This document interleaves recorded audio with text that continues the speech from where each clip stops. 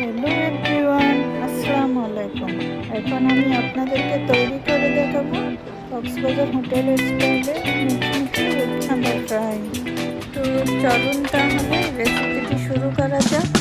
এখন আমি 5টি মিডিয়াম সাইজের রূপচাঁদা মাছ নিয়েছি। এখন আমি একটি ধারালো ছুরির সাহায্যে মাছগুলো কেটে নেব। তবে মাছের পেটের সাইডটা কাটা যাবে না, তাহলে মাছের কাঁটা বের হয়ে যাবে। পিঠের সাইডটা কাটতে হবে। আমি ধারালো ছুরির সাহায্যে ঠিক এভাবে লম্বা 3টা দাগ করে নেব। ক্রস করে আরও 2টা দাগ করে নেব। এইভাবে কেটে নিলে মাছটা ভাজার পর খুব সুন্দর লাগে। একইভাবে আমি অপর পাশেও কেটে নেব। এখন আমি সবগুলো মাছের গায়ে মশলা মাখিয়ে নেব। এবার আমি এর মধ্যে দিয়ে দিচ্ছি 1 চা চামচ আদা বাটা আর 1 চা চামচ রসুন বাটা।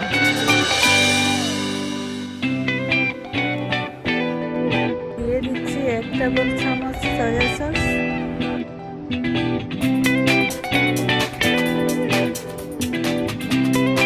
1 টেবিল চামচ সরিষার তেল,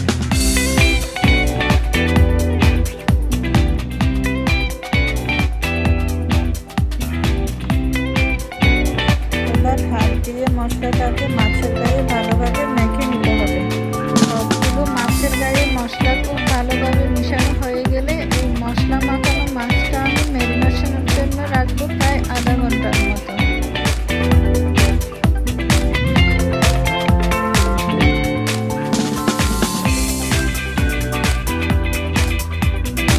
আধা ঘন্টার মতো মাছটা ম্যারিনেশনের পর এর মধ্যে আমি যোগ করবো 2 টেবিল চামচ কর্নফ্লাওয়ার।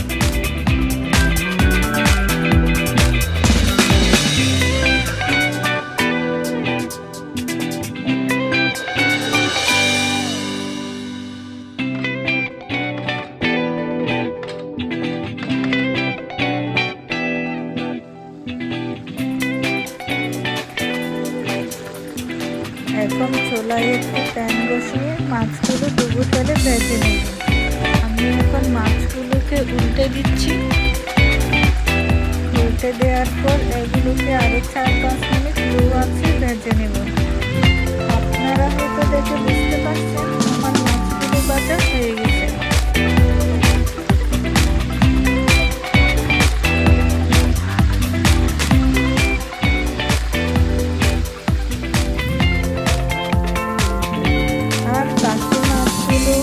একইভাবে ভেজে নিব।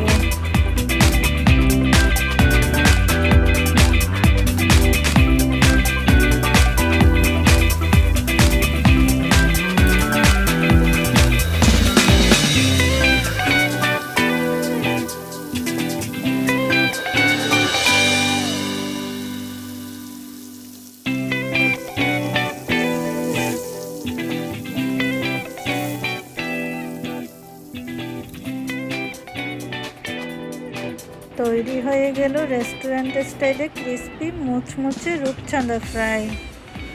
আশা করছি আমার আজকের রেসিপিটি ভালো লাগবে। ভালো লাগলে একটা লাইক আর সাবস্ক্রাইব করে আমার পাশে থাকবেন।